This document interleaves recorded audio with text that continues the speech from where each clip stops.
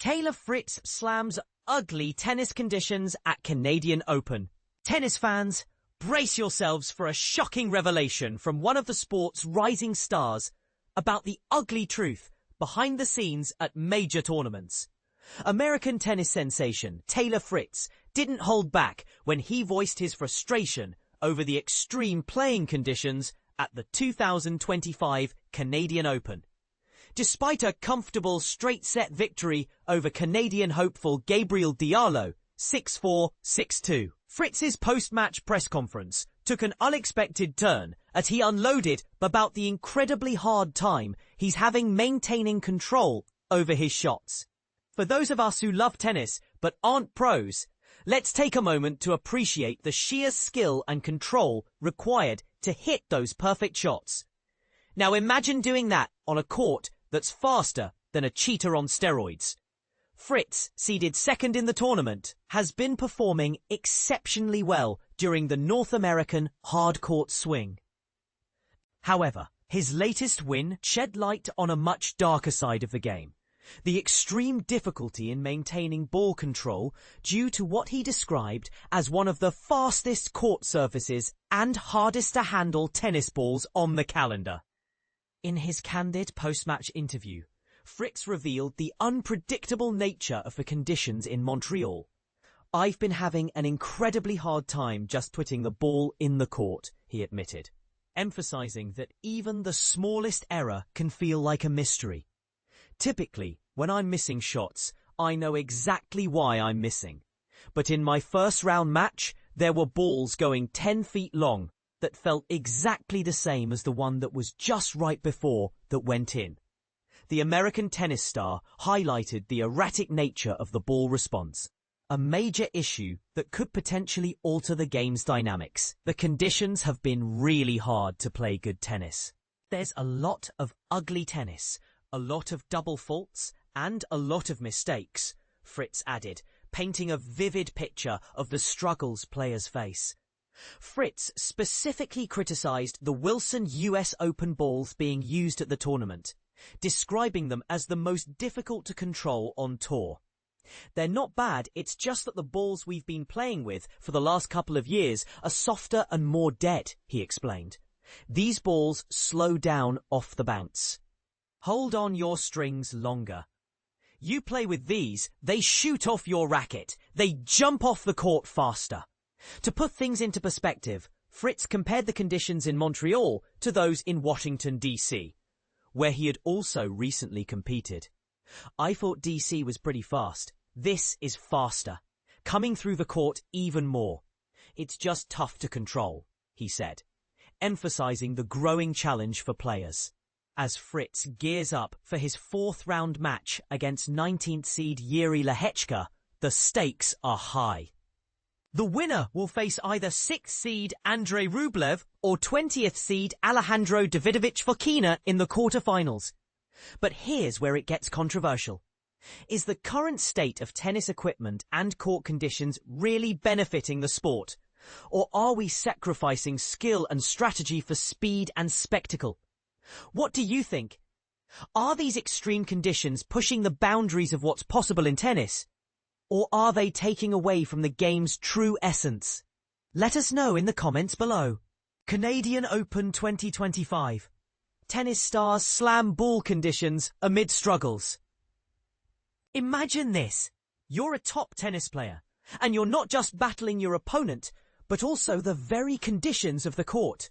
Welcome to the 2025 Canadian Open, where the game is as much about endurance as it is about skill. Players are facing more than just their rivals. They're up against problematic playing conditions that have left stars like Coco Gauff and Taylor Fritz frustrated and concerned. But here's where it gets controversial. The issues aren't just about the player's performance. They're about the very equipment they're using. And this is the part most people miss.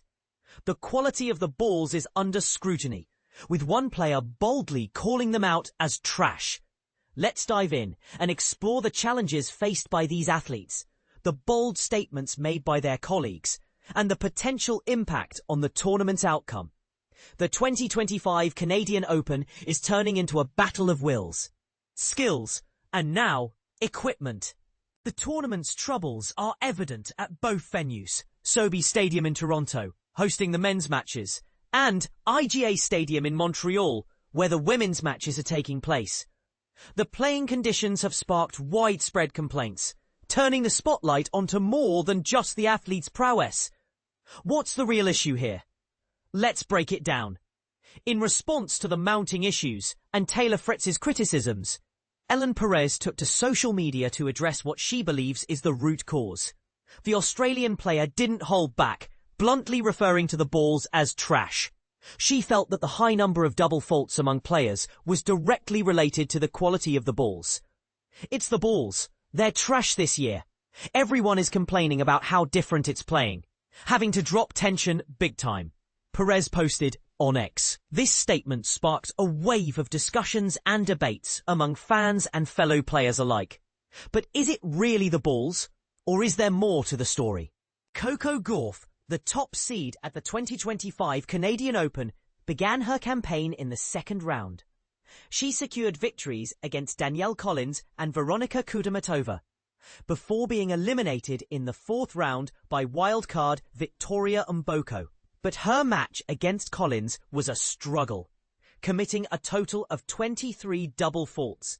This performance marked the fifth highest number of double faults in WTA history, highlighting the severity of the playing conditions. Meanwhile, Fritz, seeded second at the ATP Masters 1000 hardcourt tournament in Toronto, also began his run in the second round after a first-round bye.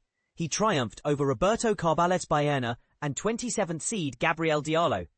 During a press conference, Fritz expressed his frustrations about the tournament conditions. The world number 4 stated that these challenging conditions have made it really hard to play good tennis, leading to an increase in unforced errors and double faults among players throughout the tournament. I've been having an incredibly hard time just putting the ball in the court. Typically, when I'm missing shots, I know exactly why I'm missing. The conditions have been really hard to just play good tennis. There's a lot of ugly tennis. There's a lot of people double faulting, a lot of mistakes, Fritz said. Ellen Perez participated only in the doubles event, partnering with Ludmila Kichenok. The duo was seeded 7th and won their first round match against Nicole Melichar-Martinez and Ludmila Samsonova, 7-5, 6-1. However, the Australian-Ukrainian pair were eliminated in the second round after losing to Gauff and McCartney-Kessler, 3-6, 6-3, 1-10. Despite her singles campaign concluding with a fourth-round defeat to Mboko at the 2025 Canadian Open, Gauff remained in contention for the title in the doubles event. Her doubles campaign offers a chance for redemption after the singles disappointment. Gauff's best result in doubles at the Canadian WTA 1000 tournament came in 2022, when she teamed up with Jessica Pegula to secure the title. The pair defeated Nicole Melichar-Martinez and Perez in the final, giving Gauff valuable experience at this venue. This year, Gauff has partnered with fellow American McCartney-Kessler for the doubles competition in Montreal. The duo began their campaign with a victory against Fanny Stolar and Wu Fangchen, winning 7-6, 6, 6-4. In the second round, they triumphed over the 7th-seeded Ludmila Kichenok and Perez to set up a QF clash against Barbora Krejcikova and Yelena Ostapenko. The winner of this match will advance to the semi-finals to compete against the duo of Olga Danilovic and Xie Su Wei.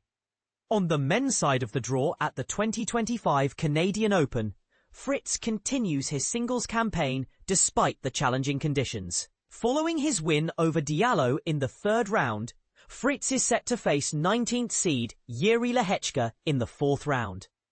Fritz and Lehečka have faced each other thrice on the ATP Tour, with the American winning all 3 matches. Their most recent encounter took place in the first round of the 2023 Cincinnati Open, where Fritz won 7-6, 14, 6-2. The winner will face either 6th seed Andrei Rublev or 20th seed Alejandro Davidovich Fokina in the quarterfinals. So, what do you think? Are the conditions really as bad as the players are saying? Is it the balls? Or is there something else at play? Share your thoughts in the comments below, and let's get this conversation going. After all, tennis is as much about the equipment as it is about the players, right? Taylor Fritz opens up about struggles at Canadian Open. Tennis Insights. Old struggles on the court. Taylor Fritz, despite his aggressive play at the Canadian Open in Montreal, has been open about facing unusual challenges that are affecting his game. In an emotional confession, the American star detailed his difficulties adjusting to the conditions of the tournament. Even though his first two matches were dominating performances, effortlessly dispatching Roberto Carballes's Baena, and then the last standing Canadian, Gabriel Diallo, Fritz revealed that these wins masked a more complex battle he's been fighting. Fritz explained that since his arrival in Montreal, he's been grappling with inconsistent conditions that make it nearly impossible to find his rhythm. He described a moment of clarity during his practice, when for the first,